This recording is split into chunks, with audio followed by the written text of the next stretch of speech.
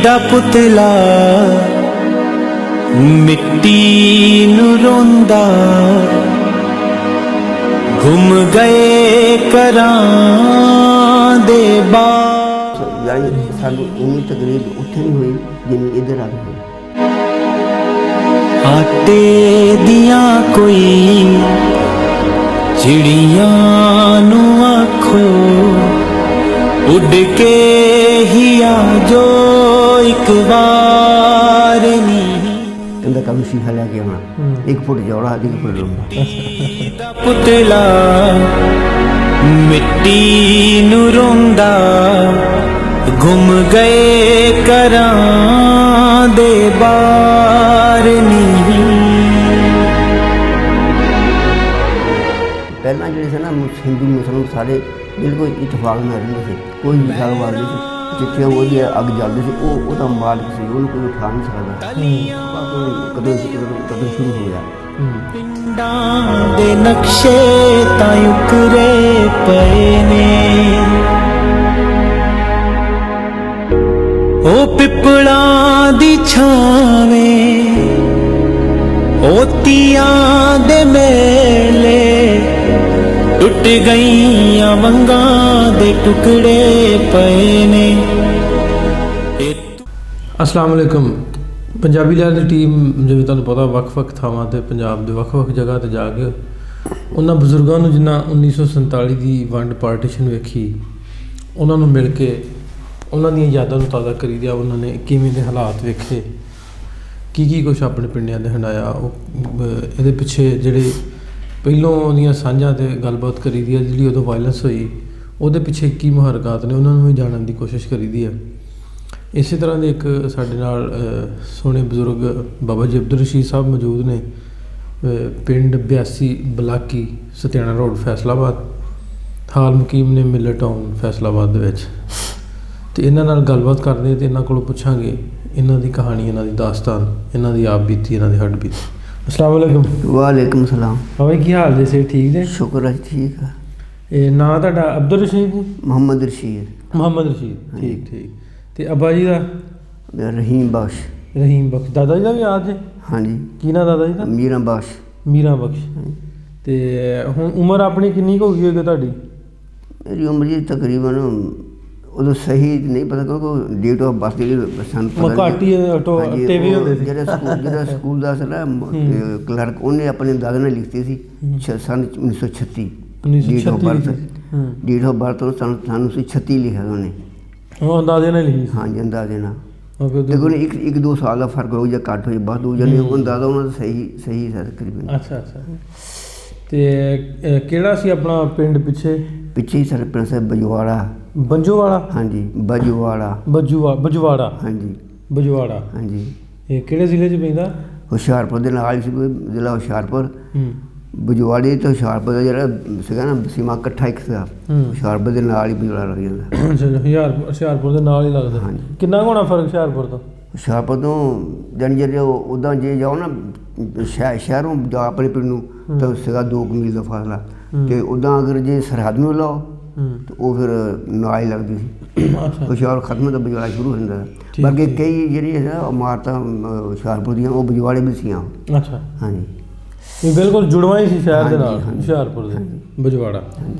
ਗੱਭੇ ਸਿਰਫ ਇੱਕ ਨਾ ਨਾਲਾ ਵਗਦਾ ਸੀ, ਬਰਸਾਤੀ ਨਾਲਾ, ਉਹ ਪਹਾੜ 'ਚੋਂ ਆਉਂਦਾ ਪਾਣੀ, ਉਹ ਬਰਸਾਤ ਦੇ ਮੌਸਮ ਵਕਤ ਚੱਲਦਾ ਸੀ, ਉਹ ਫਿਰ ਖੁਸ਼ਕ ਰਹਿੰਦਾ ਸੀ। ਅੱਛਾ। ਉਹ ਦਿਲ ਵਿੱਚ ਉਹ ਸੀ। ਬਾਕੀ ਉਸ ਪਾਸੇ ਹੁਸ਼ਿਆਰਪੁਰ ਜਾਂ ਫਿਰ ਬਜਵਾੜਾ। ਠੀਕ। ਅਤੇ ਉਦੋਂ ਫਿਰ ਇਹਦਾ ਮਤਲਬ ਕਿ ਉਮਰ ਤੁਹਾਡੀ ਸੀ ਕੋਈ 12 13 11 12 13 ਇੰਨੀ? ਹਾਂਜੀ ਤਕਰੀਬਨ। 6ਵੀਂ ਮੈਂ ਪੜ੍ਹਦਾ ਸੀ ਉਦੋਂ। ਕਿੱਥੇ ਪੜ੍ਹਦੇ ਸਾਂ? ਉੱਥੇ ਬਜਵਾੜੇ 6ਵੀਂ। ਉੱਥੇ ਹਾਈ ਸਕੂਲ ਜਿਹੜਾ ਸੀ ਨਾ ਉਹ SBAC high school Bajwara. SBAC high school Bajwara. SBAC? ਹਾਂਜੀ।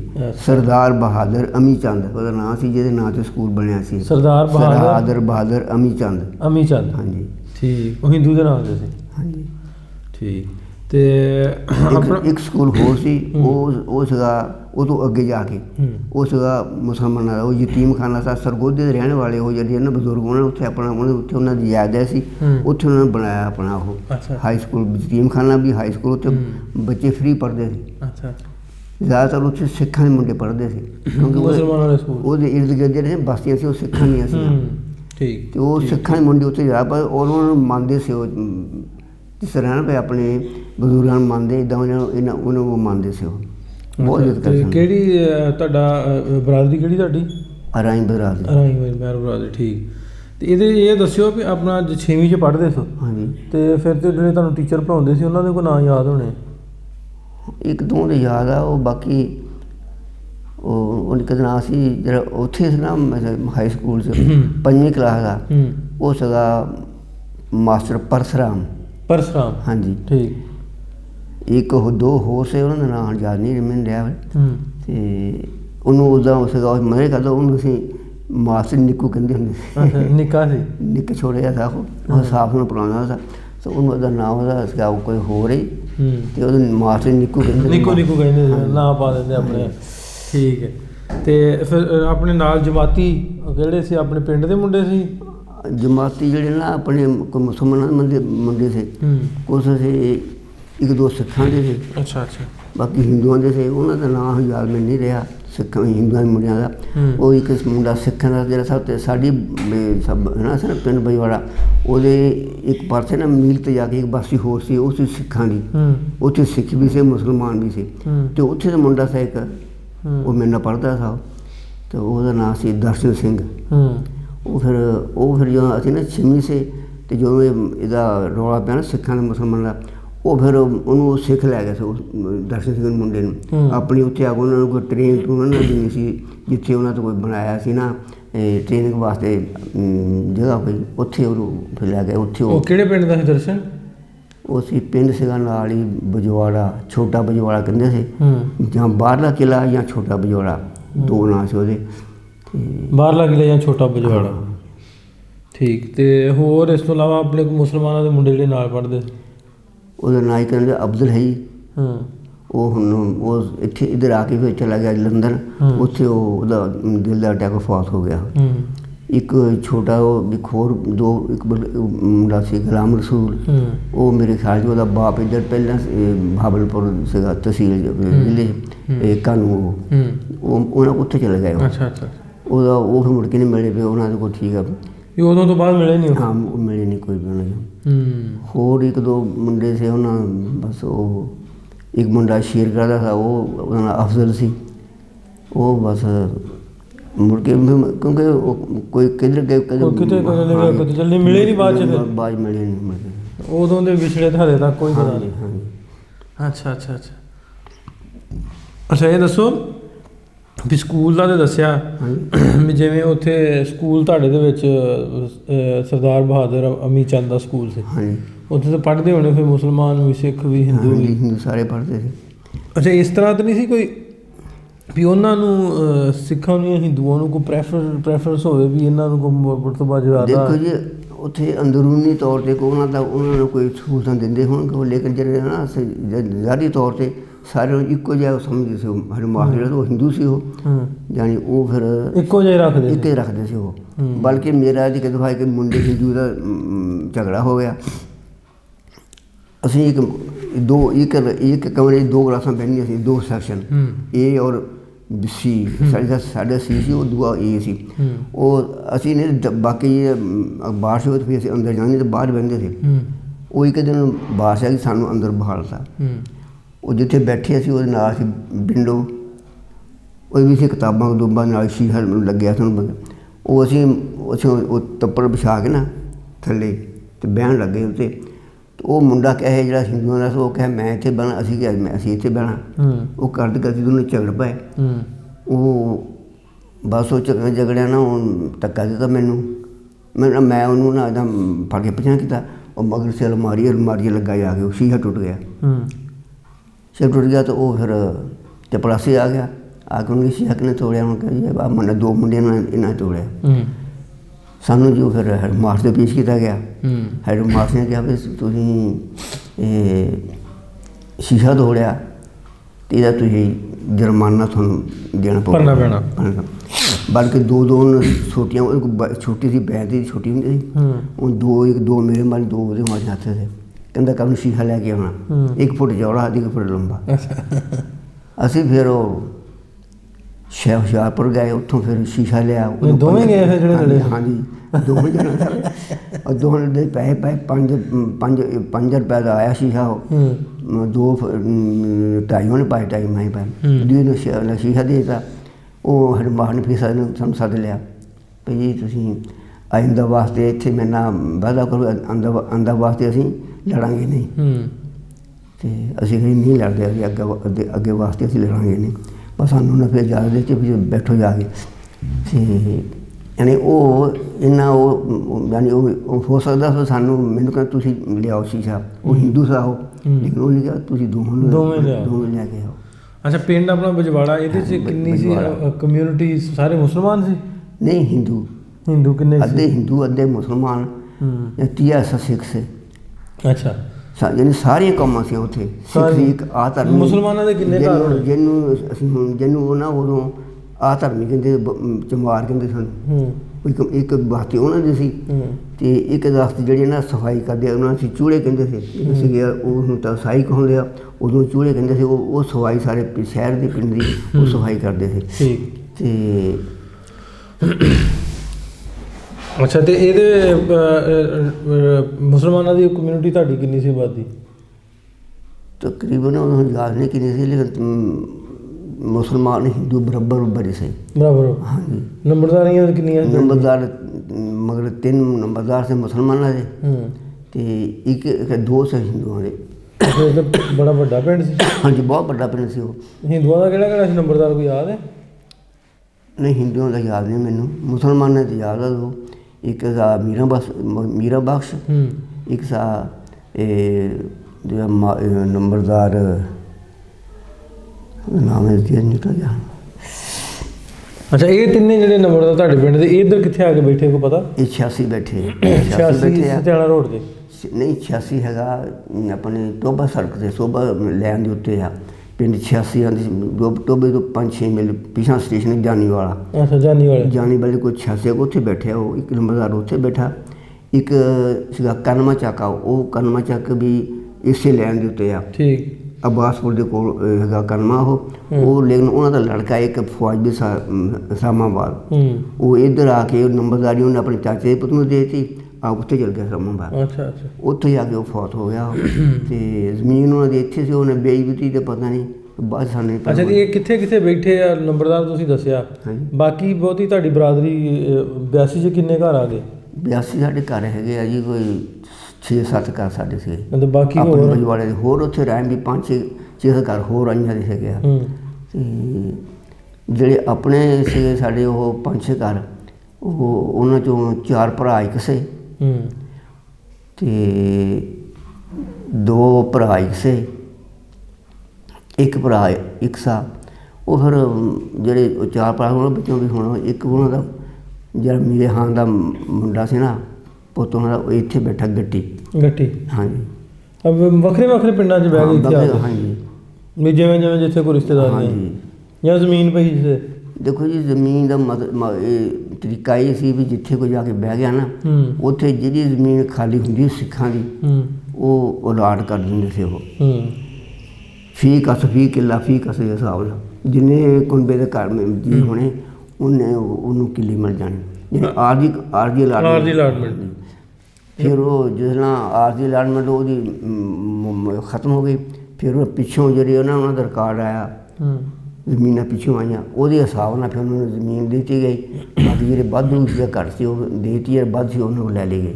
ਅੱਛਾ, ਅਤੇ ਆਪਣੇ ਪਿੰਡ ਦੀ ਤੁਹਾਨੂੰ ਪੁੱਛਾਂ, ਬਜਵਾੜੇ ਦੀ ਫਿਰ 3 ਨੰਬਰਦਾਰੀਆਂ ਮੁਸਲਮਾਨਾਂ ਦੀਆਂ ਸੀ। ਮਸਜਿਦਾਂ ਕਿੰਨੀਆਂ? ਮਸਜਿਦਾਂ 3 1 2 3 4 ਮਸਜਿਦਾਂ ਸੀ। 4। ਉਹ ਅੱਛਾ, ਇਹ ਦੱਸੋ ਵੀ ਉਦੋਂ ਵੀ ਮਸਲਕਾਂ ਦਾ ਚੱਕਰ ਆਇਆ ਸੀ ਸੁੰਨੀ? ਉਦੋਂ ਤਕਰੀਬਨ ਸਾਲ ਤੋਂ ਪਹਿਲਾਂ ਸ਼ੁਰੂ ਹੋਇਆ ਇਹ। 1946 'ਚ? ਪਹਿਲਾਂ ਜਿਹੜੇ ਸੀ ਨਾ ਹਿੰਦੂ ਮੁਸਲਮਾਨ ਸਾਰੇ ਬਿਲਕੁਲ ਇਤਫਾਕ ਨਾਲ ਰਹਿੰਦੇ ਸੀ, ਕੋਈ ਗੱਲਬਾਤ ਨਹੀਂ ਸੀ।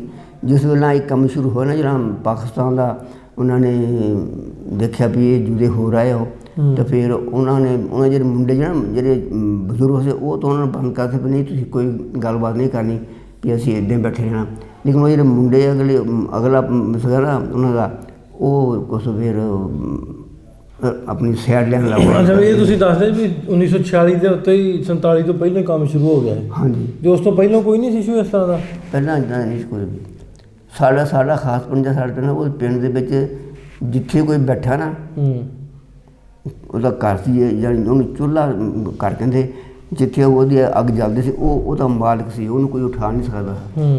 ਅਤੇ ਜਾਣੀ ਉਹਦੇ ਮਲਕੀਅਤ ਸੀ ਉਹਦੀ ਉਹ। ਅਤੇ ਜਿਹੜੀ ਸ਼ਾਮਲਾਟ ਦੇ ਜਿਹੜੀ ਗੌਰਮੈਂਟ ਦੀ ਜਿਹੜੀ ਮੁਸ਼ਤਰਕਾ ਸਾਰੀ ਸ਼ਾਮਲ ਰੱਖਦੀ, ਉਹ ਮੁਸਲਮਾਨਾਂ ਸੀ। ਉਹ ਹਿੰਦੂਆਂ 'ਚ ਕੋਈ ਨਹੀਂ ਸੀ, ਉਹ ਮੁਸਲਮਾਨਾਂ ਸੀ। ਉਹ ਅਗਰ ਕੋਈ ਪਲਾਟ ਪਿਆ, ਚੌਕ ਪਿਆ ਹੋਇਆ ਪਿੰਡ ਦੇ ਦਰਮਿਆਨ 'ਚ, ਉਹ ਮੁਸਲਮਾਨ ਲੱਗੀ ਸੀ। ਉਹ ਹਿੰਦੂ ਨਹੀਂ ਸੀ ਕੁਝ ਬਣਾ ਸਕਦੇ। ਠੀਕ। ਮੰਦਰ ਵੀ ਹੋਣਾ ਫਿਰ? ਤੇ ਮੰਦਰ ਵੀ ਸੀਗੇ, 3-4 ਮੰਦਰ ਸੀ ਉਹਨਾਂ ਦੇ। ਅੱਛਾ, ਤੇ ਗੁਰਦੁਆਰਾ ਵੀ ਹੋਣਾ ਫਿਰ? ਗੁਰਦੁਆਰਾ ਸੀਗਾ ਪਿੰਡੋਂ ਬਾਹਰਲੇ ਪਾਸੇ। ਬਾਹਰ? ਹਾਂਜੀ।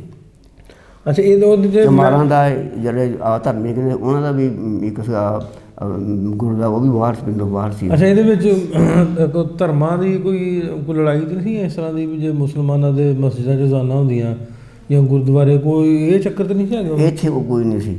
ਅੱਛਾ, ਵਿੱਚ ਸੀ ਬਾਜ਼ਾਰ, ਇੱਧਰ ਮਸਜਿਦ ਤੇ ਇੱਧਰ ਮੰਦਰ? ਹਾਂਜੀ। ਉਹ ਮਸਜਿਦ ਦੇ ਅਗਲੇ ਪਾਸੇ ਜਿਹੜਾ ਇਹ ਜਾਂਦਾ ਨਾ ਬਾਜ਼ਾਰ, ਇੱਧਰ ਮਸਜਿਦ ਜਿਹੜੀ ਸੀਗਾ ਉਹ ਮੰਦਰ। ਇਹ ਜਿਹੜੀ ਜਗ੍ਹਾ ਪਈ ਸੀ, ਇਹ ਖੁੱਲ੍ਹਾ ਮੈਦਾਨ ਪਿਆ ਸੀ। ਇਹਦੇ ਦਰਖਤ ਪੀਪਲ ਦਾ ਵੱਡਾ ਸਾਰਾ। ਅਤੇ ਉਹ ਹਿੰਦੂ ਕਹਿੰਦੇ ਸੀ ਵੀ ਸਾਡਾ, ਤਾਂ ਮੁਸਲਮਾਨ ਕਹਿੰਦੇ ਸਾਡਾ ਹੈ।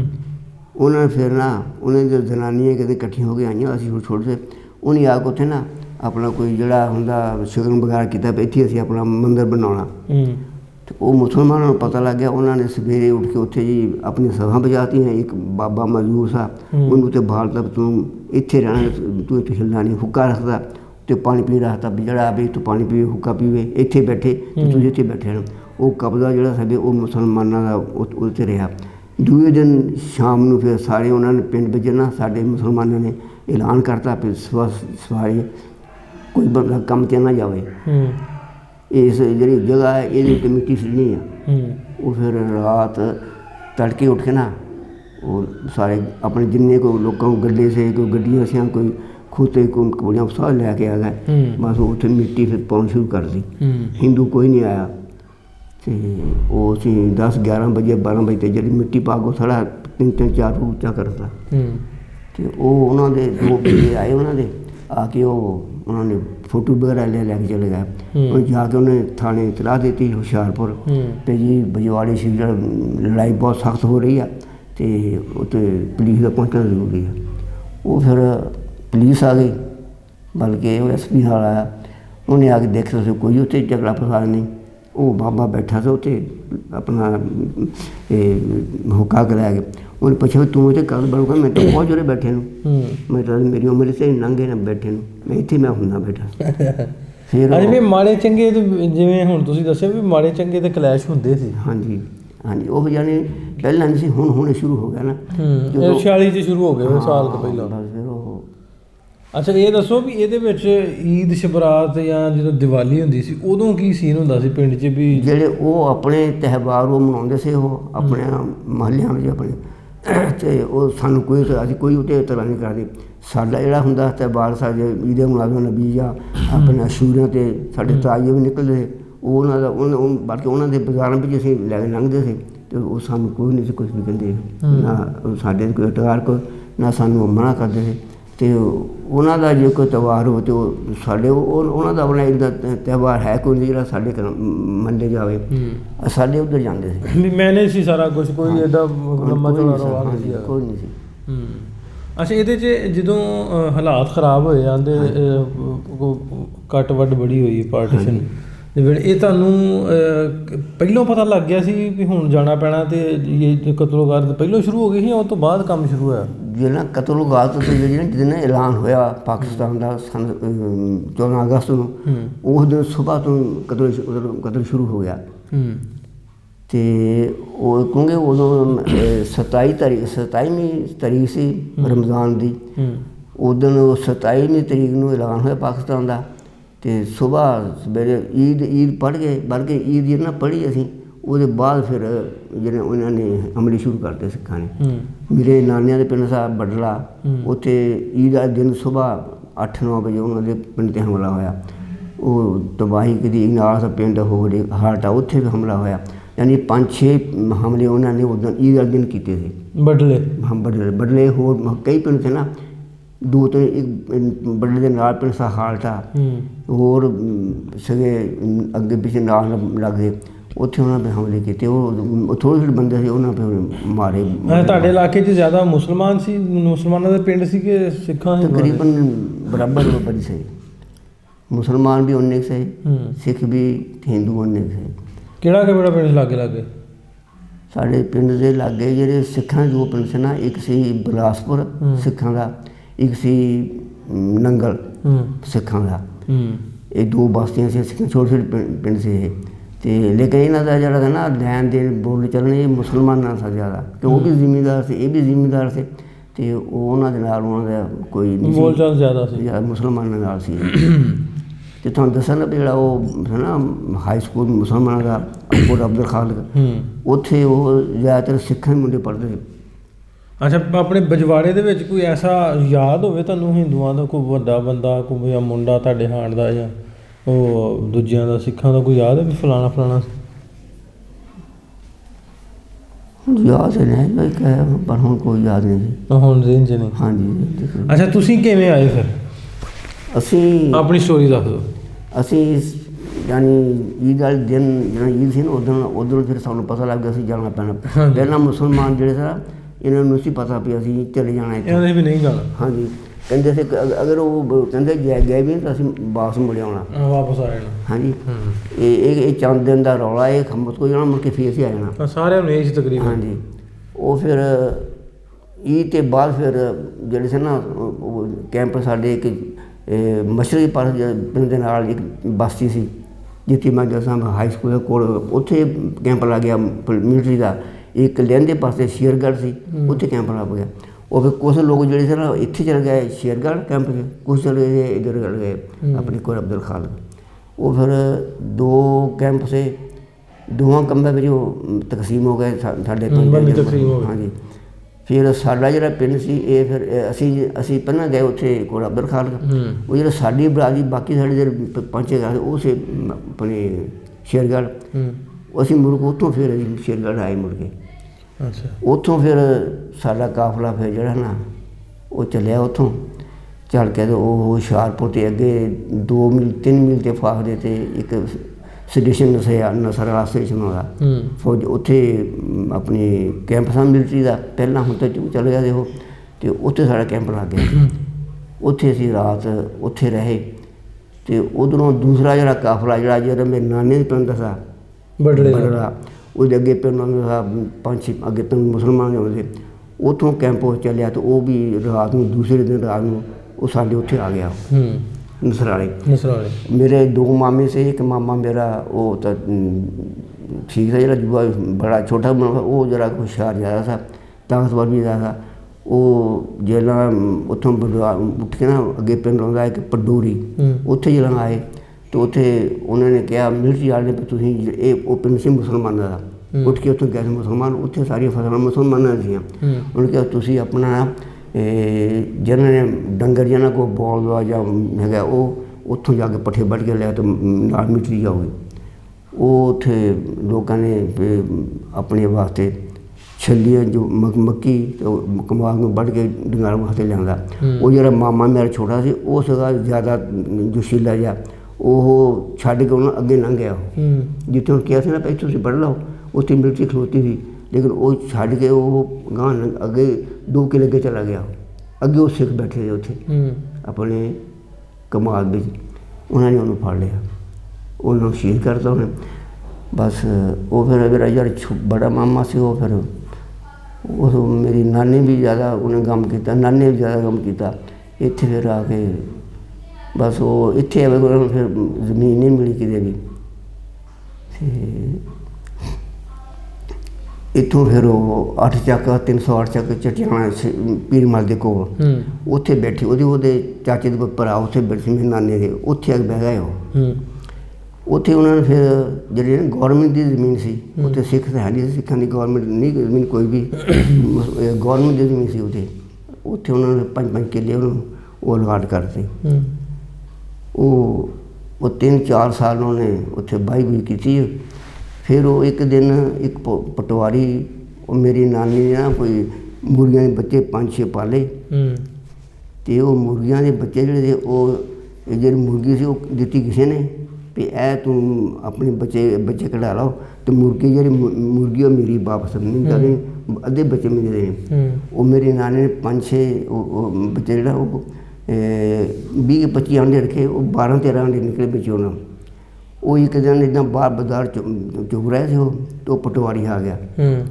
ਪਟਵਾਰੀ ਨੇ ਪੁੱਛਿਆ ਆ ਕੇ ਵੀ ਇਹ ਮੁਰਗੇ ਕਿਹਦੇ ਆ? ਉਹ ਕਹਿੰਦਾ ਜੀ ਫਲਾਣੇ ਦੇ ਆ। ਉਹ ਕਹਿੰਦਾ ਮੈਨੂੰ ਇਹ ਬੱਚੇ ਜਿਹੜਾ 4 ਮੈਨੂੰ ਦਿਓ। ਉਹ ਮੇਰੀ ਨਾਨੀ ਨੇ ਕਿਹਾ ਵੀ 6 ਬੱਚੇ ਅਤੇ 3 ਤਾਂ ਮੈਂ ਲੱਗੇ ਲਿਓ, ਉਹ ਲੈ ਜਾਣੇ ਜਿਹੜੇ ਹੈਗੇ ਆ, 3 ਮੇਰੇ ਕੋਲ ਰਹਿਣ, ਮੈਂ ਤੁਹਾਨੂੰ ਕੀ ਦੇਵਾਂ? ਉਹਨੇ ਕਰਤਾ ਇਨਕਾਰ। ਉਹਨੇ ਫਿਰ ਜਾ ਕੇ ਨਾ ਉਹਨਾਂ 4 ਕਿੱਲੇ ਅਲਾਟ ਸੀ ਗੌਰਮੈਂਟ ਕਰਕੇ ਭੇਜੋ, ਬਾਕੀ ਅੱਧਾ ਮੁਰੱਬਾ ਖਾਲੀ ਪਿਆ ਤਾ ਬਰਾਨੀ।